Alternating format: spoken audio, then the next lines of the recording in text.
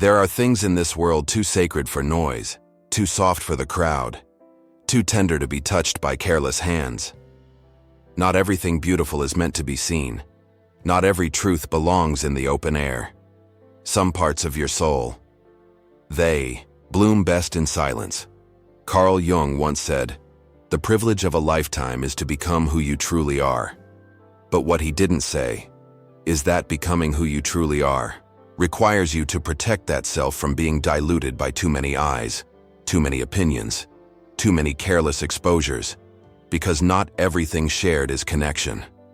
Sometimes, oversharing is self-abandonment disguised as honesty. And privacy is not about hiding. It's about holding something close until it's strong enough to stand in the world without breaking. Take a breath. Has your heart ever whispered, "Keep this safe"? If so, this video is for you. Today, we'll walk gently through 3 sacred things that wise souls, not just smart minds, learn to guard in silence, not out of fear, but out of respect for what is still becoming inside them.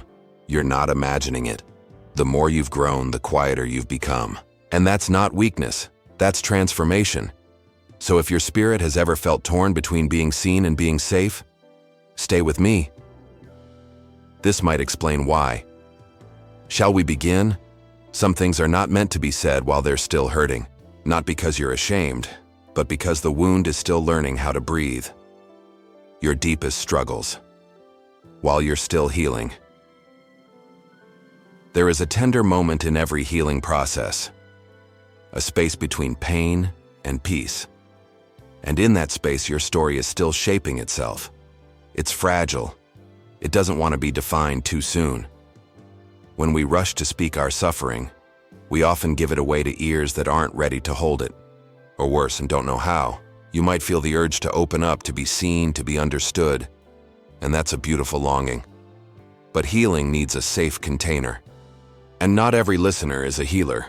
Carl Jung warned us that knowing your own darkness is the best method for dealing with the darknesses of other people. But how many people actually know their own? Some people will try to fix you just to feel useful. Others may shrink your pain into a joke or a rumor, and some will listen only to feed their own sense of control. Reflect softly. If these words speak to something inside you, comment, "This is me." Someone else may feel less alone just seeing it. The truth is, your story deserves reverence, not commentary, not assumptions, not clicks or likes, but quiet eyes and gentle hearts that understand. Healing is sacred work, and when you speak from a wound, you invite noise. But when you speak from a scar, you offer wisdom. Let yourself bleed in private, so that when you do share, you're not seeking validation, you're sharing transformation. Because wise souls know it is not secrecy, but timing, that turns a confession into a gift. Your most important goals, until they're complete. There is magic in the things we build in silence, the dreams we cradle in secret, the blueprints we draw in the privacy of our hearts. Why? Because attention too soon is like sunlight on a seed. It might feel warm, but it can also burn. Carl Jung taught that the unconscious is a force. One that needs space to rise and integrate with the conscious self. So when you begin to speak a dream, you are bringing it into that space. And not everyone deserves to witness that sacred crossing. Have you ever noticed? The moment you share an idea, people start projecting their fears on it. Oh, that's too risky. Don't get your hopes up. Are you sure you're qualified? Their doubts crawl into your bones, and suddenly it's not your dream anymore. It's their fears wearing your clothes. There's a science to this too. Studies show that when we declare our goals publicly, our brains release dopamine, as if we've already accomplished them. And just like that, the urgency fades. You feel satisfied before you've even begun. And the work? It gets quieter. Until one day, it disappears beneath all the praise that never should have come early. That's why the strongest builders lay bricks in silence. They don't perform their progress, they become it. They share only with the rare few who can sharpen their vision, not blur it. Pause for a moment. If this resonates with you, type "I feel this" in the comments. You don't owe the world your process. You owe yourself the space to finish it before letting anyone else inside. And when it's time, when it's real, you won't need to announce it. Your results will speak with a voice louder than words. Your private life and deep relationships. There's a kind of love that thrives in the unseen. A bond that blooms quietly, not for the world to witness, but for two souls to feel. In a time when everyone documents their every moment, choosing to keep something sacred is a revolutionary act. And yet, have you ever shared something personal, only to feel it lose its meaning once it was exposed? That's the ache of oversharing, when love turns into performance and connection becomes content. If someone ever made you feel this scene, type soul mirror. Someone might feel less alone reading your words. Carl Jung believed that true intimacy is built in the realm of the unconscious, in the places where masks fall and truth rises without needing an audience. But when you share your relationships online, when you narrate your personal journey for strangers, you invite opinions, judgments, and invisible eyes that begin to alter how you see yourself.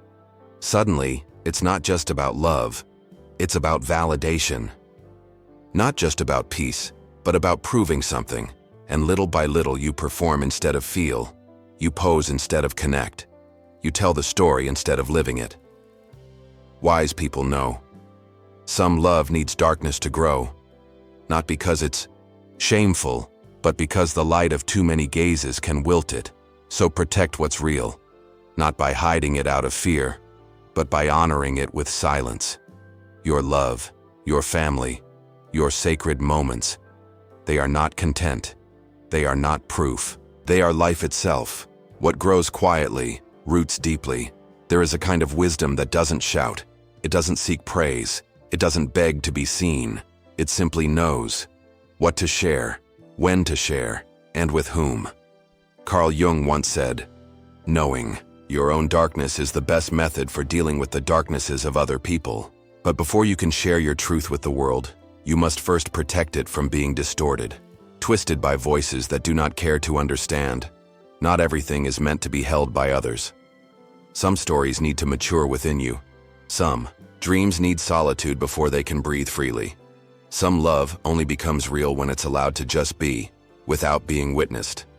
Reflect softly. Comment "This is sacred" if you've ever felt the beauty of keeping something just for yourself. You are not cold for being quiet. You are not distant for choosing peace. You are not selfish for guarding your joy. You are becoming whole.